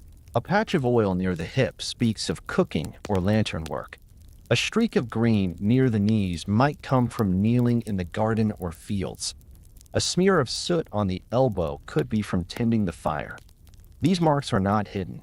They are part of the garment's memory. The idea of fashion still exists. Color, when available, is worn proudly. Reds from madder root, yellows from weld, blues from woad. Dyes fade over time, especially when washed. So the brightest cloaks are often those that are newest or best cared for. But even faded colors have beauty. A once deep blue softened to gray tells of years beneath the sky. Clothing speaks of class. The poor wear what they can. Cloaks patched with odd bits of cloth. Tunics made from hand-me-downs. Hoods that fall crooked across the brow. The rich wear lined mantles, fur trim, dyed silks, and imported fabrics. But even these, in time, collect the dust of the road, the smell of the hall, the sweat of long journeys. Garments are repaired again and again. Needles are precious. Thread is spun at home. A tear is not the end. It is an opportunity to stitch, to reinforce. Elbows are patched, knees reinforced, edges rehemmed. Hands are skilled. A well-mended cloak may be more valuable than a new one, for it carries the comfort of fit and the proof of lasting. Sometimes a new garment is purchased or gifted. It is soft. It smells faintly of the wool it came from or the plant that dyed it. But within a week, it joins the others. It finds its place among the layers. It learns the shape of the wearer's back, the curve of the shoulder, the weight of rain. There is no closet, no chest of hanging clothes. Garments are folded or draped over beams. They are kept in wooden boxes lined with herbs to keep the moths away. They are chosen based on weather, on need, not on mood. And always the cloak is first. To rise in the morning is to reach for it. To step outside is to pull it close. To travel is to wrap oneself in it like armor. It shields not only from the wind and the rain, but from the eyes of others, from the mess of the world. It carries warmth, memory. It is a home stitched in wool, and it is never clean. Not truly. But in the world of the Middle Ages, where the streets are lined with waste, where water is scarce, and where labor is constant, cleanliness is not defined by brightness. It is measured in order, in repair, in the way one wears the cloak with quiet pride, despite the dust, despite the age. The day grows long. A man walks the road, his cloak trailing behind him. A woman kneels in the garden, her sleeves pushed back. A child plays in the corner of the yard, their small cloak flapping as they run. The garments move with them, shaped by years, by tasks, by touch. And when the sun begins to fall again, the cloak is hung on its peg or folded by the fire, ready to gather the smoke of evening and the dreams of another night. Chapter 9. Plague Whispers. It begins with a silence. Not all at once, but gradually, like a sound drawing away. The street grows quieter. The clatter of hooves and wheels slows. The market voices soften. The laughter from the tavern fades earlier than usual. People walk with a different rhythm, shoulders hunched, eyes downcast. Doors are closed more tightly. Candles burn longer into the night, and then the whisper spreads. Someone is ill. At first, it's said softly. A neighbor, perhaps. Or a servant. A child who developed a sudden fever. No one is certain. But the air begins to shift. There's something in the wind, they say. A heaviness, a scent, a quiet wrongness. People burn herbs in their hearths. They hang sprigs of rosemary or thyme above the door. The smell of wood smoke is stronger now, mingled with something sharper. The tang of vinegar, the bitterness of wormwood, the thick sweetness of crushed lavender. In the Middle Ages, disease is not understood in the way we know it now. There is no mention of germs or infection, no language for bacteria or viruses. Instead, sickness is believed to come from bad air, miasma, a corruption that seeps into the lungs and weakens the body. Some say it comes from the stars, from celestial imbalance. Others speak of sin, of divine punishment, of trials sent to test the faithful. No one is entirely certain, but all are afraid. The streets are not clean. They never have been. The gutters run dark with waste. The refuse of inns and homes and animals mingles together in the open. The smell is constant, earthy, sour, damp, but in times of sickness, it is felt more acutely. Every scent becomes suspect. Every breeze is a carrier. People hold cloths to their mouths, soaked in wine or herbs. They walk faster through alleys. They avoid places where the air feels thick. The body, too, is viewed differently. Some begin to fear washing. Bathing, they say, opens the pores and invites the illness in. The skin must remain sealed, the garments kept on. Sweat is tolerated. Grease is accepted. The cloak is not removed unless necessary. Dirt is a kind of armor. It shields from the unseen. Others believe the opposite. They boil water and wash their hands and faces with cloths dipped in scented broth. They hang damp cloths in doorways to trap the bad air. They sweep their floors more often. They scrub the walls with vinegar. It is an act of hope as much as hygiene. The sick are moved away, sometimes to a back room, sometimes to an outbuilding or shed. In wealthier homes, they are given their own chamber. In poorer ones, a corner is cleared and a curtain hung. A bowl of water is placed nearby, though it is rarely changed. A cloth is used to cool the forehead, rinsed again and again in the same basin. The scent of sweat grows heavy. The fever deepens, and the whisper returns. Others have fallen ill. Now the town begins to change. More doors stay shut. The church bells ring more often. Sometimes not for service, but for the dead. A cart passes slowly down the lane, the wheels creaking over the stones. A bundle is lifted. Another follows. Faces are turned away. Prayers are murmured. In some towns, people flee. They take only what they can carry. A child wrapped in wool, a loaf of bread, a flask of water. The road becomes crowded, but the sickness follows. It rides on breath, on cloth, on time. There is no certainty. Doctors wear long robes, thick gloves, and masks shaped like beaks. Within the beak are herbs and resins, meant to purify the air they breathe. They carry long sticks to examine the sick without touch. Their presence is both a sign of care and a sign of dread. For most, there is only the home. The shutters are closed. The hearth is kept lit. A candle burns before the statue of a saint. The family gathers. Some recite prayers. Others sit in silence. Meals are simple. The bread is hard. The broth thin. Appetite fades. Outside, the town still moves, but more slowly. The laundry yard is quieter. The baker's window is closed. The well is visited with more caution. People speak from a distance. They carry herbs in pouches. They mark doors with chalk. Some blame the air. Some blame the rats. Others blame those who are different, strangers, travelers, the poor. Fear creates distance. Whispers become suspicion. A cough draws stares. A rash draws fear. And yet, the truth of the sickness is invisible. It hides in warmth, in closeness, in the unseen. And the world is not clean. It never was. Not in the way we would wish. The streets have never been scoured.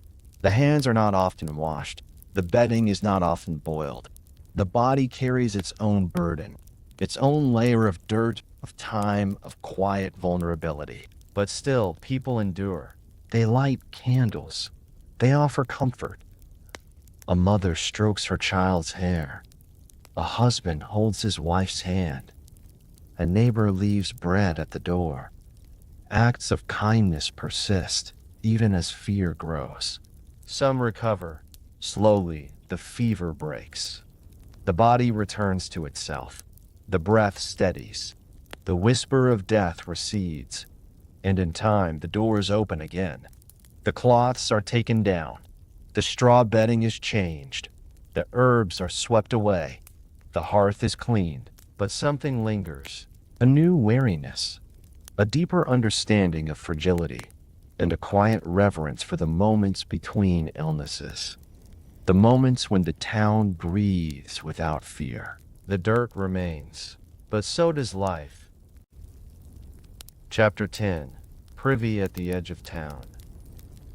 The light is dimmer now, and the day has begun to lean into itself. Chores are nearly finished. Bread cools on the table. The last water is drawn. And across the quiet yards and winding alleys of the town, a few figures step softly into the cooler air, heading toward the far edge of things, beyond the garden, past the thatched fence, down a narrow footpath through worn grass and weeds. There, the privy waits. It is not grand, nor hidden by clever walls or shaped stone.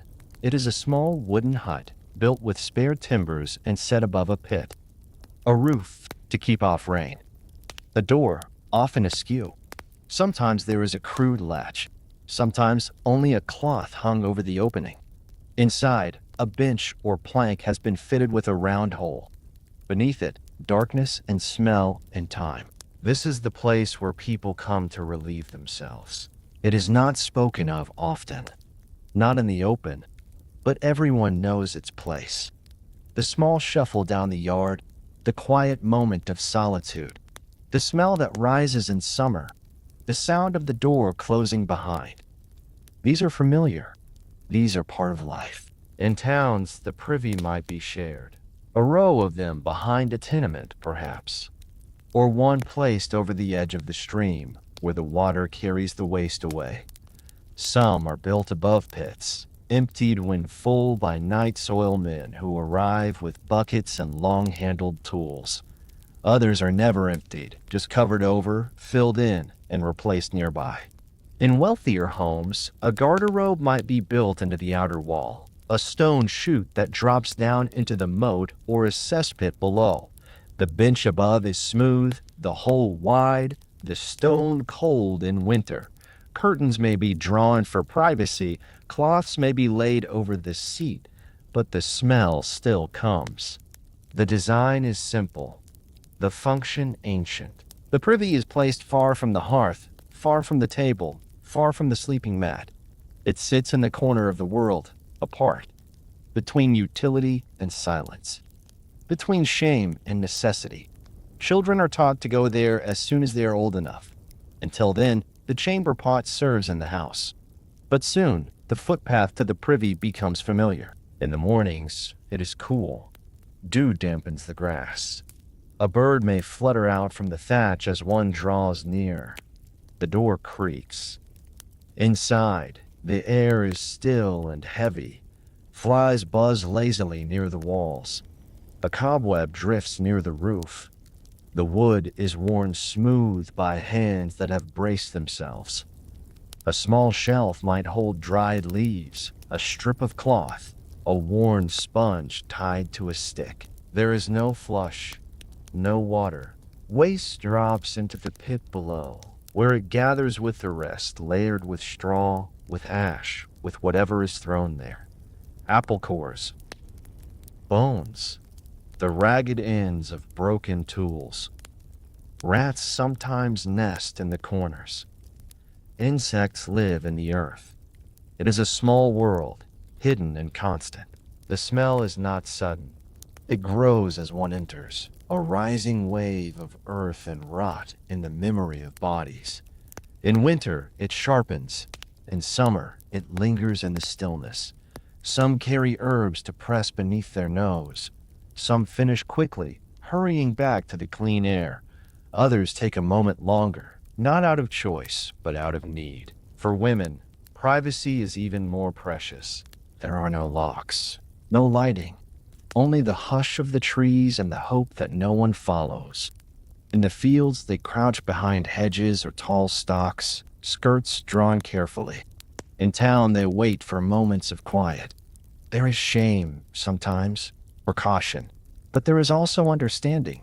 Everyone must go. Some towns have public latrines, simple wooden sheds beside the river, or brick enclosures tucked near the walls. These are places of necessity, not comfort, cleaned when possible, avoided when not. Still, they serve the people, especially those without yards, without privacy, without choice. Monasteries build theirs with more care. The reredorer, as it is called, is attached to the dormitory, a long stone bench with a row of openings. Beneath, a running channel of water carries waste away. It is part of the order, part of the routine. There, monks relieve themselves in silence, robes gathered, thoughts turned inward. The air is cold but clean. The stones damp from morning mists. There is no shame in this place, only the humility of the body and the knowledge of its needs. In castles, the garderobe is tucked behind heavy curtains, often hung above the moat. The drop is long. The wind passes through. Some hang cloths soaked in rosewater. Others scatter herbs on the floor. Still, the scent rises. Even kings know it. There are dangers, too. The pits, when full, must be emptied. It is foul work, done at night or early dawn. Men climb down with rags tied around their faces. They shovel, carry, dump. The smell clings for days. The pay is small, but the work is steady. The night soil men are shunned, but needed. Their passage through the town is quiet, their carts covered. And yet, despite all of it, the privy remains. It is one of the few places where a person might be alone. A moment of privacy, of stillness, of breath drawn in and released. A bird calls from a nearby hedge. A breeze stirs the grass. The sky above shows the first stars. In this small space, crude and unpleasant, there is also something else. A reminder that all people, rich or poor, must pause, must tend to their bodies, must walk that quiet path, must lift the latch, must squat or sit, surrounded by the scent of the earth, and let go. It is ordinary. It is humbling. It is real. And when the task is done, the door opens again. The figure steps out. The air is cooler. The world is larger. The light has changed. The work of the day resumes. The privy is left behind for now, but it waits at the edge of town, at the edge of thought. A space apart, always needed, rarely honored. A part of life, quiet and enduring. Chapter 11. Sacred Cleansing. There are many kinds of cleanliness. Some are measured in cloth and soap, in water poured over hands, in the brushing of hair and scrubbing of skin. But in the Middle Ages, for many, the truest form of cleanliness has nothing to do with dirt or dust at all. It is a matter of the soul. The church stands at the center of life. Its walls rise above the town, stone towers catching the morning sun, casting long shadows at evening. The bell tolls the hours. The faithful pass beneath its arches. Inside, the air changes. The smell of ash and wax and ancient stone greets the nose. Footsteps fall more softly here. Near the door, a font stands. It is carved of stone, worn smooth by thousands of fingers. Inside rests water, holy water, blessed by the priest.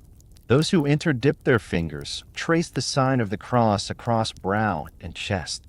It is not a matter of hygiene. It is a gesture of readiness, of humility, a small washing of the spirit before approaching the altar. Water in sacred spaces is never ordinary. It is drawn with care. It is blessed with Latin words and soft intonation. It carries more than dampness. It carries meaning. It washes away not sweat or soil, but sin. The most profound of these sacred washings is baptism. For the child, it marks a beginning. For the adult convert, it marks rebirth. Water is poured over the forehead. Sometimes, in older rites, the entire body is immersed. The child cries. The mother watches. The priest intones. The congregation stands in silence. This water changes nothing of the outer body, but everything of the soul. In this act, the person is made clean. There are other washings too. On Maundy Thursday, in the week before Easter, a priest may kneel and wash the feet of the poor. In imitation of Christ, water is poured over weary feet, cloths used to dry them. The gesture is quiet, reverent. The scent of incense drifts through the nave. The washing is not meant to cleanse, but to honor, to humble. For monks and nuns, cleanliness has its own rhythm. In the cloister, routines are steady and exact. Before prayer, hands are rinsed. Before meals, water is poured. A basin stands near the refectory door. A towel hangs nearby. There is no scrubbing, no soap, just a symbolic washing, a soft reminder of humility, of order, of the sacredness of preparation. In some monasteries, a lavatorium stands, a stone trough with a simple spout. The water flows slowly, fed by gravity or a spring. The monks line up, wash in silence, dry with linen. The water is cool. Their hands move without rush. In winter, the cold bites at the fingers. Still, they wash, not to remove the dirt of work, but to remove the distraction of self. Cleanliness in this world is spiritual first. The body is a vessel. The soul is the treasure within. And so, the cleansing that matters most is inward. Confession purifies. Penance polishes. Fasting and prayer scrub away pride. Dirt on the skin may be overlooked, but stains on the heart are not. Even the anointing of the sick uses oil, not to heal the body, but to soothe the soul. A thin film of blessed oil drawn across the brow, the palms, the breast. It smells of herbs, of solemnity, of closeness. In death, the body may be washed and wrapped. But the final act is spiritual, the soul lifted, the sins forgiven. This does not mean water is absent from daily worship. In processions, holy water is sprinkled. On feast days, the priest swings the censer and lifts the aspergillum, casting fine droplets into the air. They land on garments, on faces, on outstretched hands. The people bow their heads. The droplets dry quickly, but the meaning remains. To be sprinkled is to be marked. To be washed is to be made ready. Many homes keep a small vessel near the door. A palm branch hung from Easter. A dried sprig of rosemary. When the priest visits, he blesses the home with water. He murmurs prayers in each room. The family watches. The children fidget. The elders bow their heads. The air feels clearer afterward, even if the floors remain dusty. Pilgrims travel long roads to sacred springs. In glens and on hillsides, water flows from rock. Some believe it heals. Others believe it grants blessings. The spring of St. Winifred, the well of St. Cuthbert. People drink. They bathe. They dip cloths and press them to wounds. The water is said to remember the saint's purity, to pass that memory on. Even in cities, water is treated with respect when it is set apart. In great cathedrals, the font is deep and cold. It echoes when touched. The baptismal water is veiled between ceremonies. In rural chapels, a simple bowl on a pedestal holds the same holiness. It is not about the vessel.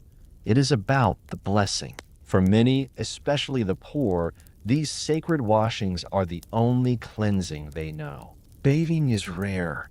Soap is scarce. But the touch of blessed water is familiar. The sign of the cross at Mass, the sprinkling at a wedding, the anointing at a deathbed. These are acts of sacred hygiene, small, persistent, deeply felt. There are stories of saints who never bathed, yet were said to glow with inner light. There are tales of ascetics who lived in filth, yet were pure in spirit. These stories shape beliefs. Better to be holy and unwashed than clean and prideful. Better to have a clean soul than soft hands. And so, the people endure the dirt. They sweep their homes. They shake their cloaks. They wash their hands before bread and prayer. But they do not fret about grime. They fret about sin, about guilt, about the state of their soul. The town may smell of smoke and sweat and waste, but the chapel smells of beeswax and frankincense. The font is cool to the touch. The candlelight flickers in pools on the stone floor, and the water remains holy, even in a world unwashed. Chapter 12. Rats in the Cellar. Beneath the house, the world changes. The air grows still. The light fades. The ceiling lowers. And the smells shift from wood smoke and sweat to something older, something damp, earthy, and edged with decay. It is here, in the cellar, that the quiet work of survival continues. And it is here that other lives move, hidden just beyond the edge of sight. The cellar is not a place for comfort. It is a space carved from necessity. A hole in the ground, or a room of stone beneath the home, lined with shelves and crates and barrels. It holds what the household cannot afford to lose: food, drink, stored grain, pickled vegetables, salted meat, dried apples, bundles of herbs hanging from hooks. The air is cool. It keeps what little bounty the family has from spoiling too soon. But this is not a space of silence. There are sounds, small scuttling, soft as the flick of wind across old paper, the rustle of straw shifting in the dark, the faint thump of something moving behind a sack, the sharp crack of a kernel being broken between tiny teeth. The rats are here, and they have been for as long as anyone can remember. Their presence is expected, not welcomed, but accepted. In a world where grain is gold and hunger always near, the theft of a few handfuls by clever paws is a cost no one is glad to bear, yet few can fully prevent. They come through cracks in the wall, through gaps beneath the door, down from the rafters, up through the floor. They know where the food is kept. They leave their signs, tiny droppings near the barley sack, teeth marks in the corner of a waxed cheese, a faint oily track across a beam where their bodies pass again and again. In the mornings, the cellar is visited with careful steps. The candle is held high. The air moves slowly, and the eyes look first to the corners, to the shadows. Sometimes a rat is seen. It freezes mid-motion, black eyes gleaming in the light, whiskers twitching. Then it disappears, into the dark, into a gap too narrow for a hand, into the quiet safety of the stone. There are ways to fight them. Cats are kept, sharp-eyed and lean, sleeping by day and watching by night. They are beloved for their usefulness more than their affection. A good mouser is praised like a member of the family. Some homes keep terriers, small dogs bred to chase and kill. Others set traps, crude and simple, a stone propped on a stick, a bowl of grain beneath it. If the stick is knocked, the stone falls. Sometimes it works. Often it doesn't. The rats are clever. They move at night. They stay low. They listen for silence. They learn the rhythm of the house when the boots pass overhead, when the bucket is lowered into the cellar, when the door is closed and barred for the night. They wait for those moments, and then they eat. In larger towns, the cellars run beneath shops and taverns. They hold wine and dried fish and wheels of cheese wrapped in cloth. They are lined with shelves, with bins, with the smell of mold and damp wood. Here, the rats are more numerous. There is more to take, and there are more places to hide. The merchants complain. They call for fumigation, herbs burned in braziers, smoke pushed into corners to chase the creatures out. But the relief is brief. The smoke fades. The air clears. The rats return. In monasteries, where food is rationed with care, the cellars are guarded closely. The monks keep records. How much is stored? How much is used? How much has gone missing? Yet even there, the creatures find a way. The monks set traps of their own. They pray. They clean. They store grain in tightly sealed bins, sometimes suspended from the ceiling by ropes to keep the rats from climbing. But still, each season, a little is lost. The cellar air smells of stone, of roots, of earth, of things buried and waiting. The walls are often damp, the floor uneven. A lantern burns low, casting long shadows behind every beam. And in those shadows, the rats move like thoughts, quick, silent, persistent. They nest in old cloth, in straw, in the warmth near the hearth's underfloor. Their young are born in darkness. Their teeth grow always, and so they gnaw. Through wood, through rope, through whatever stands between them and hunger. People know the danger. Rats bring more than theft. They bring fleas, and with fleas, sickness. Some speak of this openly. Others pretend not to know.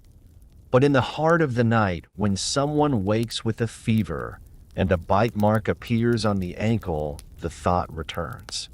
Quiet, heavy, unnamed. The fear is not constant. It is not loud, but it is there. Still, life continues. The cellar is visited each day. The food must be checked. The herbs turned, the onions braided and hung, The wine jugs lifted and tasted. The rats may be part of the story, but they are not the whole of it. People learn to store smarter. Barrels are banded with iron. Sacks are tied with wire. The floor is swept more often. The cat is fed near the entrance to lure her down. And each night, a candle is lit for just a moment to look, to listen, to remember. Even children know. They hear the scratching behind the wall. They see the flash of a tail beneath the stairs. They are told not to go down alone. They carry the candle carefully. They whisper. They look behind them. But they learn.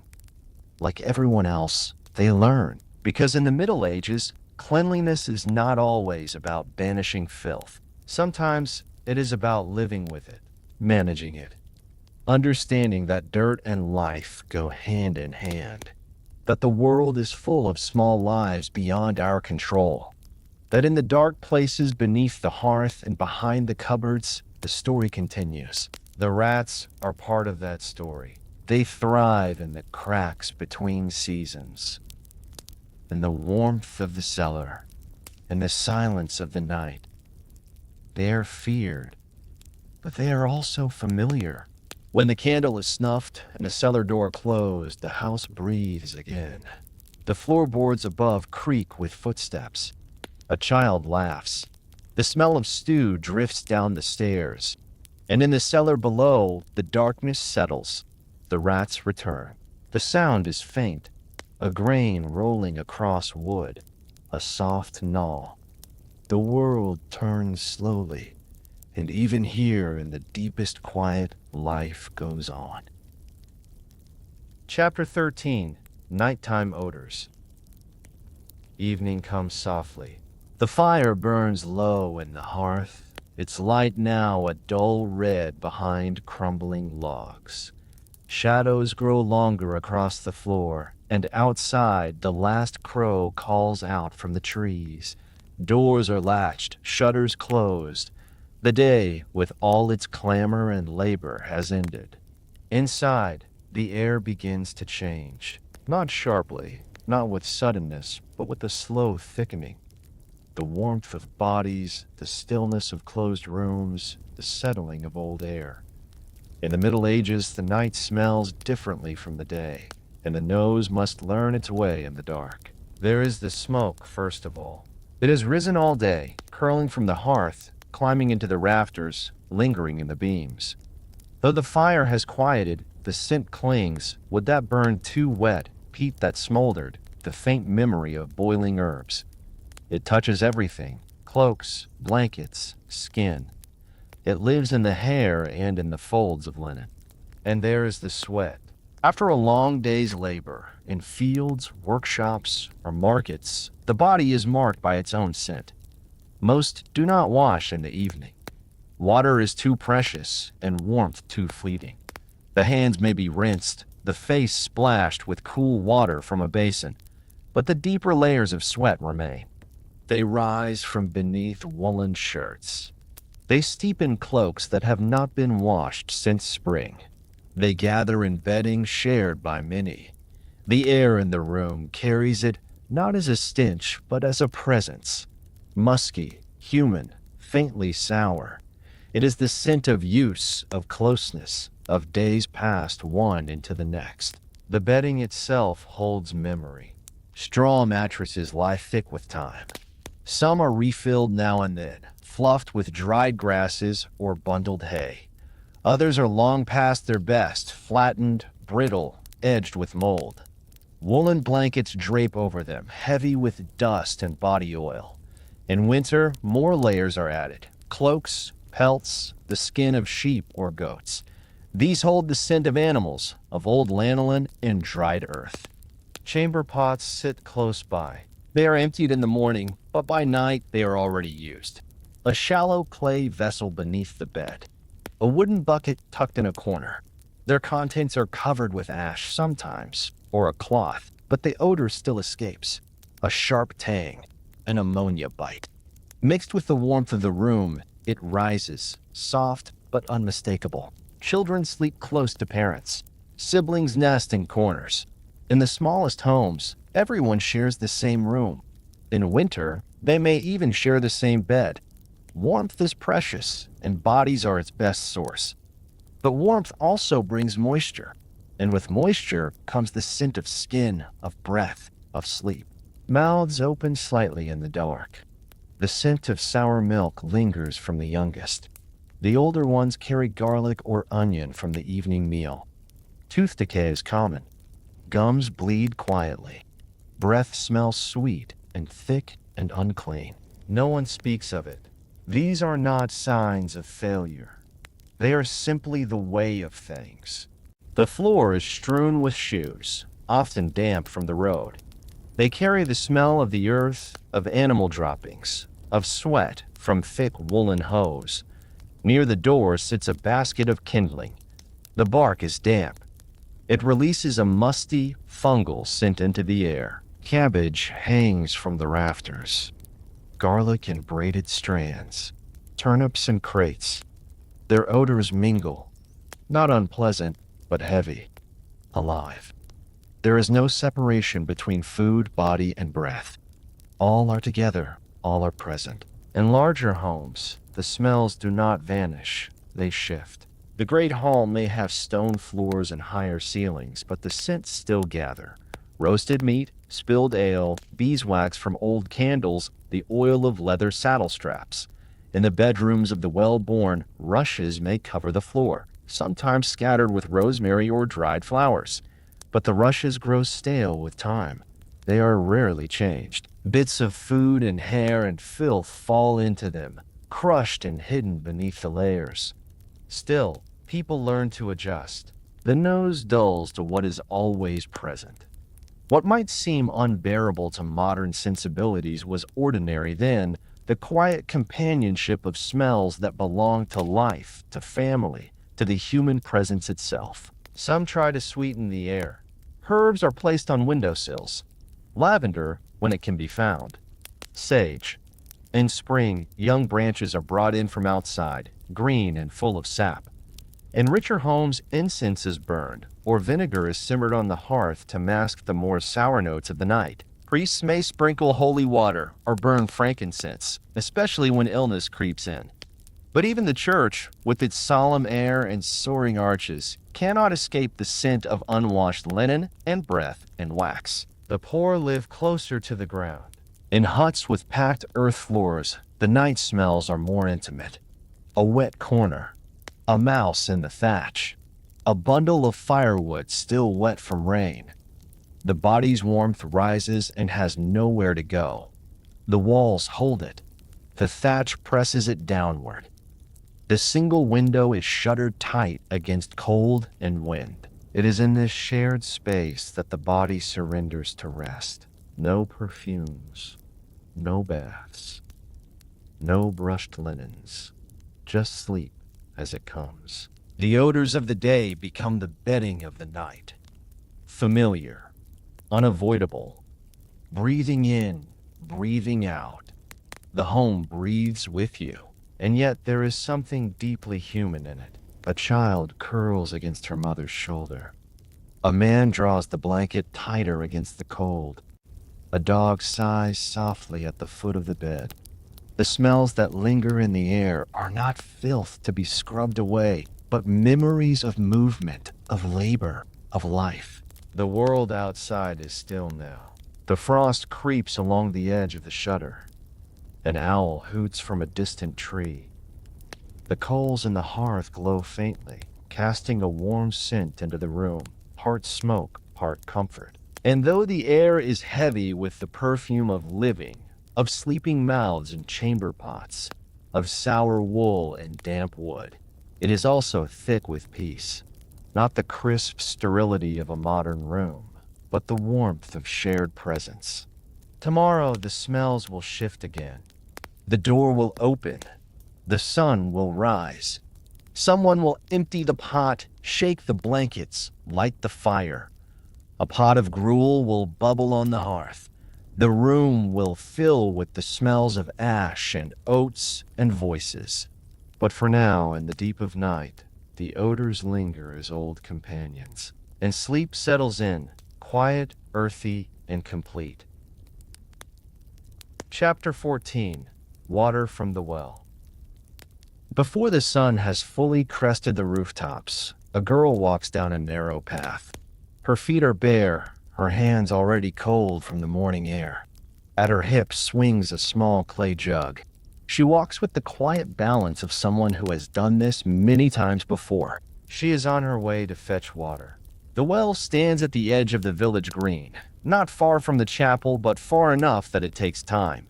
A wooden frame surrounds it, with thick beams and a hand crank that groans slightly when turned. A bucket, bound in iron, hangs from a fraying rope. The mouth of the well is dark and deep. A round stone lip keeps children from falling in. There is a queue already. Other women and girls have arrived with their own jugs, their own buckets, and smiles and yawns. They nod to each other. There is little need for words. They know the weight of what they will carry home. Water does not come from a pipe or a tap. It does not arrive at the twist of a hand. It must be drawn, lifted, carried, and it must be carried carefully. The water from the well is cold. It smells faintly of minerals and stone. Sometimes it carries a taste of rust or earth. If it has rained heavily the night before, the bucket may bring up more than water. Bits of silt, a leaf, a drowned insect. Still, this is the cleanest water they have. Each household needs many buckets. For drinking, for cooking, for steeping dried peas, for rinsing hands and soaking cloth, for brewing ale or mixing mortar, for watering animals and feeding sourdough. Water is the silent ingredient in nearly everything. But water is heavy. A full bucket can weigh more than the child who carries it. The women wear leather straps over one shoulder, hooks at the end to hold the jug steady. Some carry poles with buckets on either side. They walk slowly. The path home is uneven, strewn with small stones, and a single misstep can mean a spilled morning. Most use water sparingly. There are no baths drawn for comfort. A single basin serves for many hands. A cloth is dipped, wrung out, used to wipe the face or the arms. That same water may then wash the floor or the boots. Nothing is wasted. Some homes have rain barrels set beneath the edge of the thatch. They catch what falls from the roof, collecting it in large wooden tubs. This water is good for washing. Sometimes it smells faintly of the roof or the bird that perched there the night before. Still, it is better than nothing. It keeps the pots filled between trips to the well. In towns, public fountains serve many. These are often fed by underground channels, lined in stone, built generations ago. Some are carved with faces, spouts emerging from the mouths of lions or saints. The water runs constantly. People line up with jugs and flasks, waiting for their turn. The stone around the basin is always wet. Moss grows at the base. Coins sometimes glint in the pool where children have made wishes. But not all water is safe. In the countryside, some draw from streams or ponds. This water is often cloudy, warm by midday. Animals drink from it. People wash their clothes in it. Sometimes the same stretch of water is used upstream for watering fields and downstream for soaking hides. Illness follows these waters. A cough that lingers, a fever that does not break. No one knows of bacteria or invisible dangers. But people know, by trial and sorrow, which water makes the stomach turn and which does not. They know to let it settle before drinking. They know to flavor it with herbs. They know to trust the clear sound of a cold spring over the stillness of a muddy pool. Some households boil their water. Not always, not often, but especially for infants or for those who are ill. Boiled water smells different. It has a flatness to it, a quiet taste. Still, it is safer, and sometimes the wise woman says a prayer as it cools. Monasteries often have better systems. Their cloisters are fed by channels, sometimes diverted from natural springs. Water flows through stone basins. It is used for washing hands before prayer, for cleaning robes, for watering the gardens. But even here, the water must be watched. A dead rat in the channel can spoil everything. The monks check the source. They clean the basins. They learn to listen to the water. In castles, cisterns collect rainwater from the high roofs. Servants are sent up to scrub the gutters. The water is channeled into tanks lined with lead or stone. It is drawn up with pails, poured into basins for the Lord's chamber, used to rinse the goblets or wash the linen. But even here, the water grows stale if left too long. It becomes tinged with the taste of moss and old stone. Everyone learns to live with this. No one expects water to be pure. They expect it to be enough. The girl from the village has filled her jug now. She wipes her hands on her apron and nods to the others. The sky is brightening. Birds call from the hedgerows. She begins the walk home, the jug pressed against her hip, careful not to spill. Her mother will use this water for cooking porridge. Later, she will carry another jug, perhaps two. By midday, her arms will ache. But this is the rhythm of life. Water shapes the day. It begins the morning, fills the pots, rinses the hands before meals, and sits quietly by the hearth through the night. It is poured with care, measured by memory, touched with reverence. When there is none, everything stops. In drought, wells run dry. Buckets bring up nothing but sand. Children are sent farther away, to streams that have not yet disappeared. People gather in the chapel to pray. Jugs are placed outside in hope of rain. Water is not taken for granted. Its absence is felt in the mouth, in the cracked soil, in the hush that falls over a village waiting for clouds. And its presence is known in the shine of a clean pot, the comfort of a warm cup, the soft steam that rises from a basin at the end of a long day. In a world where dirt clings, where hands grow rough and faces weathered, water is the quiet gift. It is effort. It is burden. But it is also grace. It carries no perfume, no promise of purity, but it carries life. And each day, step by step, jug by jug, people bring it home. Chapter 15, The Unwashed World. The morning begins as it always does. A soft gray light seeps in through the wooden shutter. The coals in the hearth are no longer warm, but the memory of their heat lingers in the stone. Somewhere outside, a cock crows. A dog barks. The day begins not with a rush, but with the steady unfolding of old habits. In this world, nothing is sterile. Nothing gleams. The table is wiped with a damp cloth, not scrubbed clean. The floor is swept with a bundle of twigs, not washed with soap. The hands that stir the morning pot are rough and lined, their nails dark with yesterday's ash. This is the unwashed world. But it is not a world of neglect. It is a world of limits, of time measured in footsteps and firewood, of labor spent not in chasing perfection, but in keeping things whole. There is no fantasy of spotless linens or glistening tiles. There is only the daily hope that what is used today will still serve tomorrow. The smell of the room is the same as it was yesterday. Earthy, lived in. The fire will burn again soon, and with it will come the scent of smoke and dry wood. A pot will bubble. Children will laugh. A neighbor may visit. Nothing will be cleaned in the way we know it now, yet nothing will be untouched. Cleanliness in this world is not the absence of dirt. It is the presence of order. The bed is made not to be crisp, but to be warm. The food is prepared not to impress, but to nourish. The body is washed when needed, and not always in water.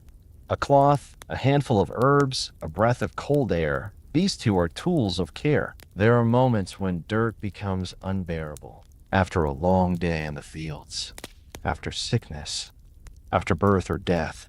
Then the water is fetched, the cloth soaked, the hands scrubbed raw. But these are exceptions. For most, the skin remains marked by work. The fingernails stay dark. The clothes smell of wool and weather and labor. And still, people smile. They stand in doorways and speak of the harvest. They sing while turning the soil. They kneel in the chapel, bowing heads that have not seen hot water in weeks. There is pride, not in being spotless, but in being strong. Among the wealthy, there are more ways to clean. Servants bring warm water in copper basins. Linens are boiled. Floors are brushed with herbs. But even in castles, the same air clings. The same fire smoke curls beneath the beams. The same bodies gather around shared meals and shared beds. Cleanliness comes in degrees, not absolutes. The poor wash in streams. The rich in wooden tubs. Both use soap when they have it, ash when they do not. The cities are dense and noisy, layered with smells. The countryside is muddy and scattered, quiet but far from pristine. In all places, people know the scent of the human body.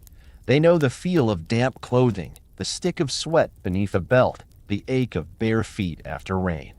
What they do not know, they live with. Germs have no name, but illness is understood. Clean water is valued, even if its dangers are not fully known. The well is visited with reverence. The stream is approached with caution.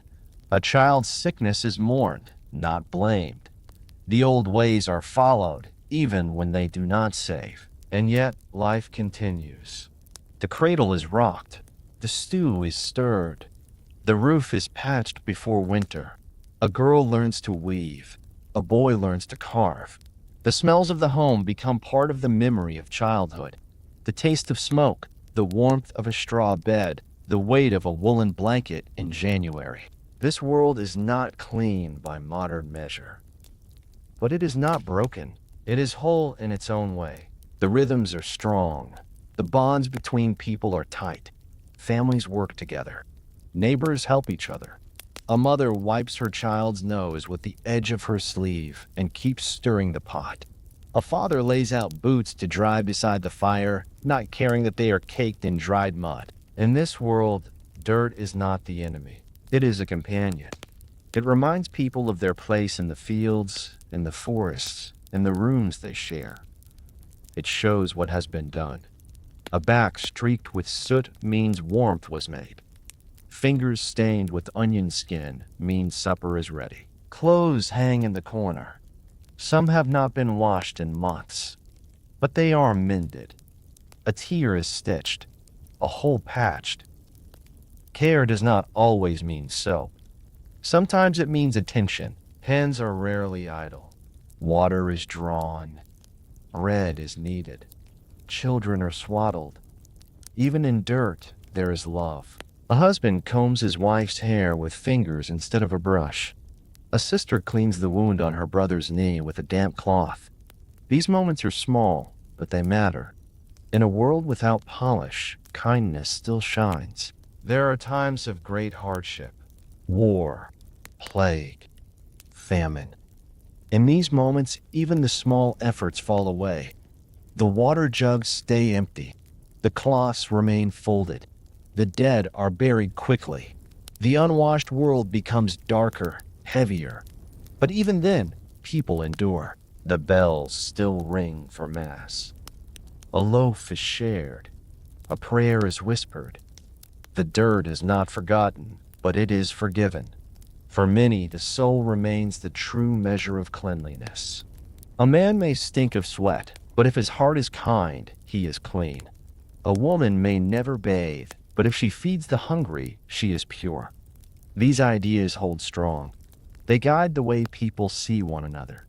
The body is temporary, the soul is eternal. And so, the unwashed world is not a disgrace. It is a truth. It is the way of living when water is scarce and labor is endless.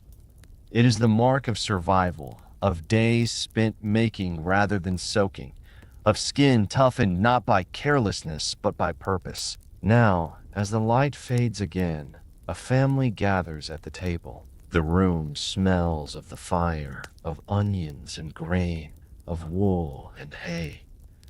A child giggles. A spoon scrapes a bowl. The walls hold the sound gently. Outside, the stars begin to show. There is no bath waiting, no fresh shirt, but there is warmth, and laughter, and bread. And in this world, that is enough. The dirt will remain. The sheets will stay unwashed. But so will the love. So will the music. So will the strength. And tomorrow, once again, the day will begin with a girl on a path, a jug in her hand, and the quiet hope that the well is still full.